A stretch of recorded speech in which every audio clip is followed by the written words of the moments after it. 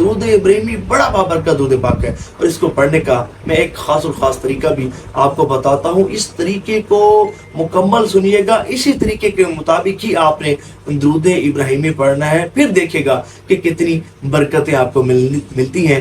دیکھیں، سب سے پہلے آپ نے گناہوں سے سچی پکی توبہ کرنی ہے۔ یہ ہی ہر عبادت کا اصول ہے کہ کوئی بھی اگر آپ عبادت کرنا چاہتے ہیں نا، عبادت سے پہلے گناہوں سے سچی پکی توبہ کریں۔ جب آپ گناہوں سے سچی پکی توبہ کریں گے نا، تو اس عبادت کو کرتے ہوئے خوش و خضوع بھی نصیب ہوگا، ایک کیفیت بھی بنے گی، رکعت بھی طاری ہوگی، اور یہ عبادت وہ عبادت ہوگی کہ جو اللہ تعالیٰ کی بارگاہ میں بہت زیادہ مقبول ہوگی۔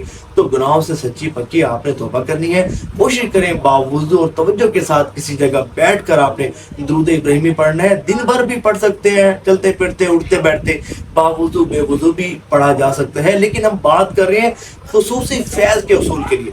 تو آپ نے باوضو درود ابراہیمی پڑھنا ہے، اور کس طرح پڑھنا ہے؟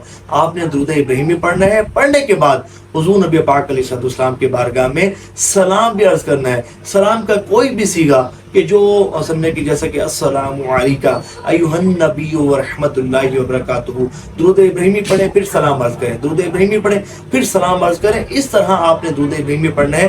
اس طرح کرنے سے اللہ تعالیٰ کے دونوں احکامات پر آپ کا عمل ہو جائے گا، درود پاک بھی بھیجا جائے گا، اور سلام بھی حضور نبی پاک علیہ السلام کی بارگاہ میں عرض کیا جائے گا۔ اس طرح آپ نے پڑھنا ہے، اور حضور صلی اللہ علیہ وآلہ وسلم کی محبت میں ڈوب کر کامل توجہ کے ساتھ خشوع و خضوع کے ساتھ، اور دماغ کو تمام دنیاوی خیالات سے نجات دلا کر اور مکمل توجہ کے ساتھ آپ نے درود ابراہیمی پڑھنا ہے۔ پھر وہ برکتیں ملیں گی کہ جس کا آپ اندازہ بھی نہیں کر سکتے۔